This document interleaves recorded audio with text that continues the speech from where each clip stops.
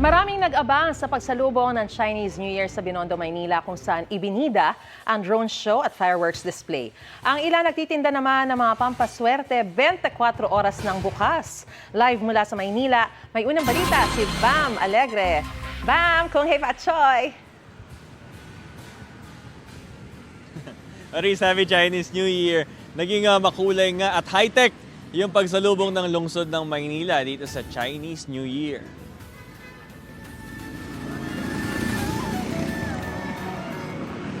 Sabay-sabay umangat ang mga drone bago ang hating gabi para sa pagsalubong sa Chinese New Year sa Maynila. Naging maningning ang drone and light show habang bumubuo ng iba't ibang hugis. Gaya ng mala billboard na logo ng lungsod ng Maynila at ang Year of the Horse ngayon 2026.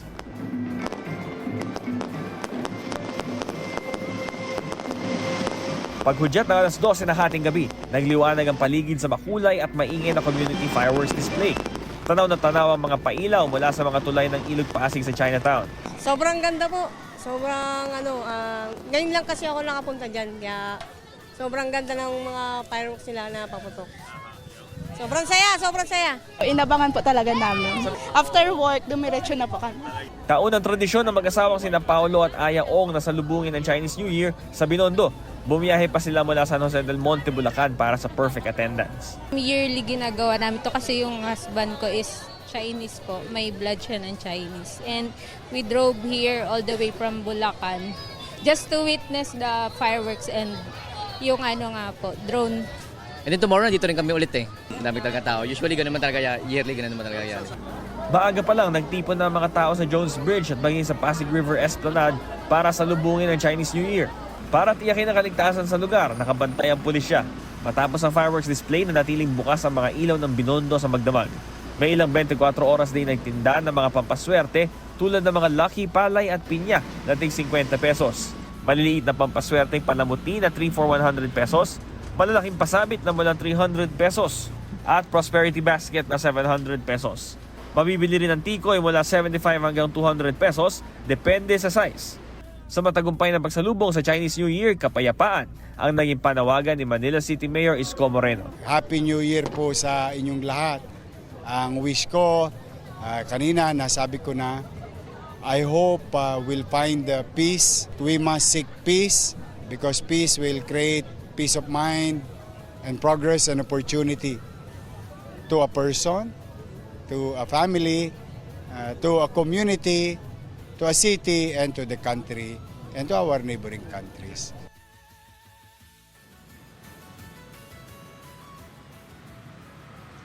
Maris, nagkaroon ng mga road closure nung salubong program. Pero ngayon, all roads accessible na dito sa Binondo na oldest Chinatown sa mundo. Itinatagyan ng panahon ng mga Kastila noong 1594. Ito ang unang balita mula rito sa Chinatown. Bam Alegre para sa GMA Integrated News. Sa gitna ng World War, kaugnay sa West Philippine Sea, hiling ni Davao City Mayor Sebastian Baste Duterte na magkaroon ng mapayapaan niyang usapan ang mga opisyal ng Pilipinas sa China. Sinabi niya yan sa pagsalubong sa Chinese New Year sa Davao City kasama ang Consulate General of the People's Republic of China. May unang balita live si Argel Relator ng GMA Regional TV. Argel!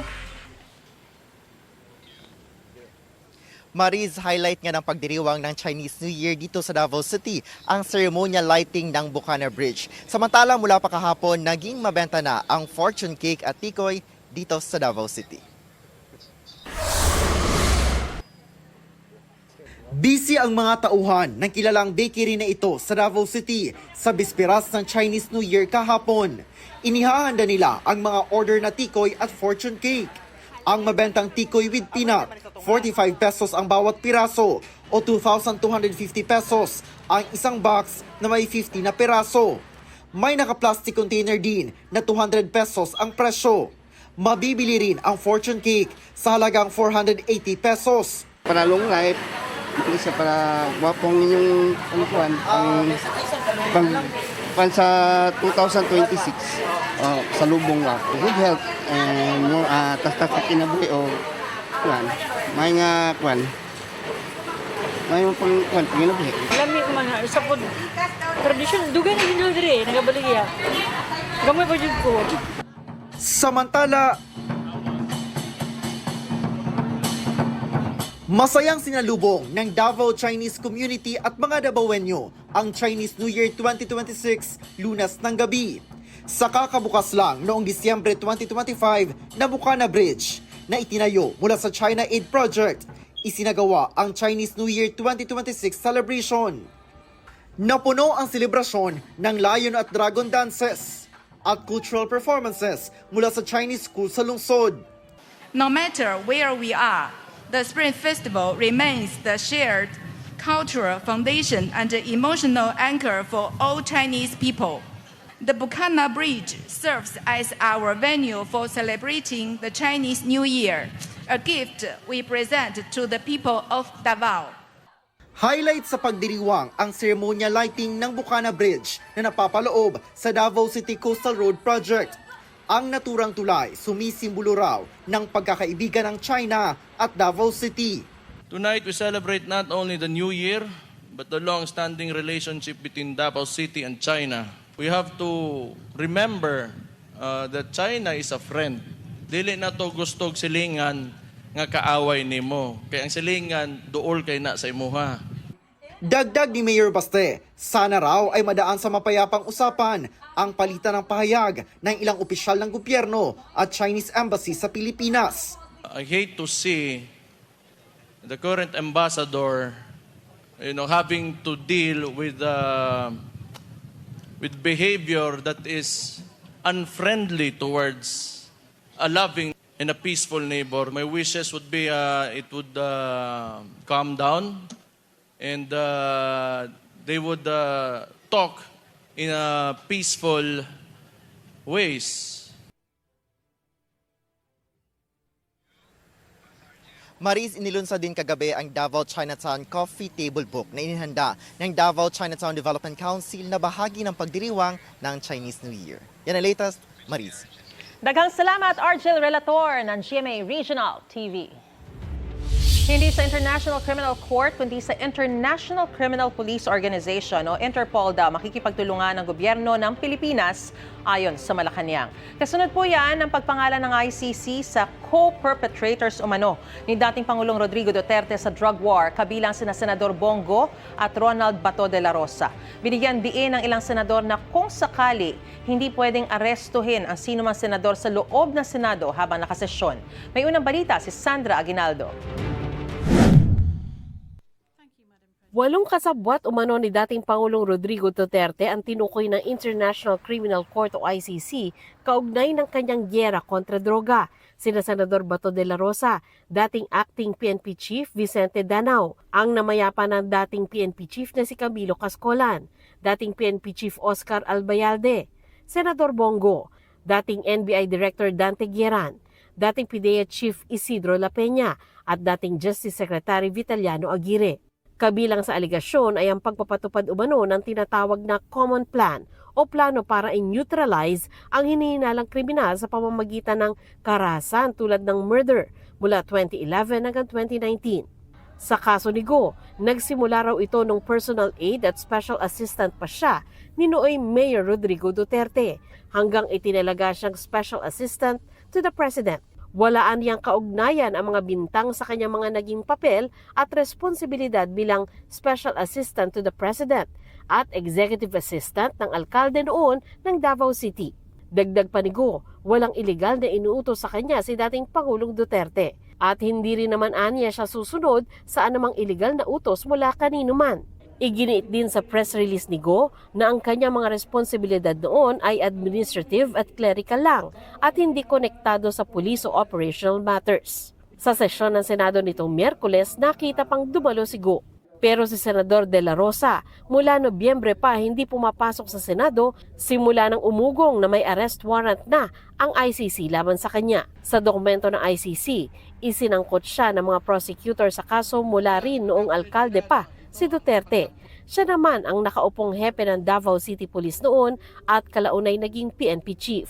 Wala pang tugon si De La Rosa sa pagpapangalan sa kanya ng ICC pero nabanggit niya noong handa siyang humarap sa anumang kaso pero sa isang korte lang sa Pilipinas. Ayon sa ilang senador, hindi pwedeng arestuhin ang sinumang senador sa loob ng Senado habang nakasesyon. I would stand by what sinabi ni Senate President Tito Soto noon na by tradition, while the Senate is in session, walang miyembro ang inaaresto sa loob. Pero kung nasa labas ng Senado, maaari bang mangyari ang ginawa noon kay dating Pangulong Duterte? I believe in the previous arrest, nagkaroon kasi ng sense na na-exhaust yung remedies dito. I mean, similar principles should apply, pero kung paano aasta ang Senado in these two cases, dahil sa mga miyembro namin sila. Naniniwala naman si Senate President Pro Tempore Ping Lacson na dapat idaan sa local court ang anumang arrest warrant galing sa ICC o kahit anong foreign court. Pwede niyang talakayin ng Senado sa Miyerkules ang mga posibleng hakbang sa issue at pag-aaralan din ng mga abogado ng Senado ang dapat gawin. Ang isa pang pinangalan ng co-perpetrator na si dating Justice Secretary Aguirre, pinabulaan ng kasabwat siya sa extrajudicial killings. Dinawit lang daw siya ng prosecution panel ng ICC para bigyan ng kredibilidad ang sinasabi nitong common plan. I've never engaged in any extrajudicial killing. Hindi ko sinuportahan yan. Kung meron man, hindi ko nga alam yan eh. Sa isang Facebook post, sinabi ng asawa ng namayapang si Cascolan na sanay nabubuhay pa ang kanyang asawa para ipaliwanag ang Oplan Tokhang at double barrel. Sinusubukan pa naming makuna ng pahayag ang iba pang pinangalan ng co-perpetrator pero wala pa silang tugon sa ngayon. Pero kahit ipinalabas ng ICC ang pangalan ng mga co-perpetrators, hindi raw ito nangangahulugang may lalabas ng warrant of arrest laban sa kanila. Ang ICC sa ngayon ay hindi naman sinisilip or hindi nila kakasuhan yung lahat ng involved. Meron silang prosecutorial strategy kung saan yung pinaka-responsable ang kanilang kakasuhan. Posibleng ang pagsasapubliko raw ng mga pangalan ay para mas klarong maipaliwanag sa publiko ang kinakaharap na kasong crimes against humanity ni Duterte. Sakaling maglabas ng warrant of arrest ayon kay Conti, mainam na sundin daw ng Pilipinas ang prosesong nakasaad sa Article 59 ng Rome Statute. Nakasaad dito na sa oras na matanggap ang warrant of arrest, nararapat itong ipatupad agad ng isang bansa.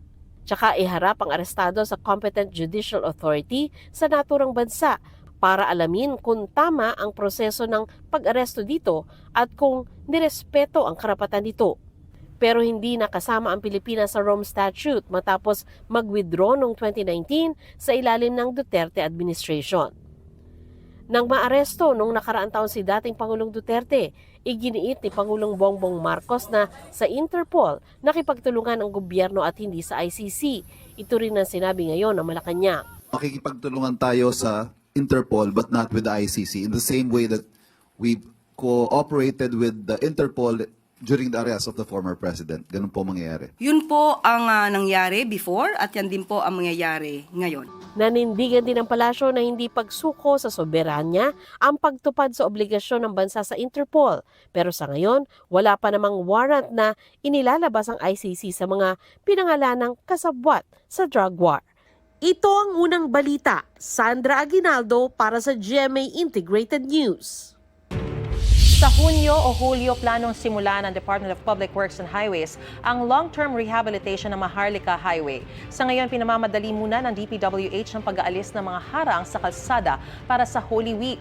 16 billion pesos ang kakailanganing pondo para sa long-term rehabilitation. May mga kinuhang foreign consultant mula Japan at Korea, kaugnay nito. Gagamit din daw ng akmang teknolohiya. Only big contractors can join the bidding. Hindi pwedeng how-shaw. Hindi pwedeng magigit. We will require that whoever bids for Maharlika Highway need to have equipment like this. Hindi na pwede yung mano-mano. Samantala, sa Hulyo naman inaasahang matatapos ang Phase 1 ng rehabilitasyon ng EDSA mula Taft hanggang Orense. Kapag natapos ito, magkakaroon daw ng mga sidewalk para sa publiko. Pinag-aaralan din ng DPWH kung pwede ang maghapon at magdamag na rehabilitasyon sa Holy Week dahil walang masyadong tao sa Metro Manila. Igan, mauna ka sa mga balita, mag-subscribe na sa GMA Integrated News sa YouTube para sa iba't ibang ulat sa ating bansa.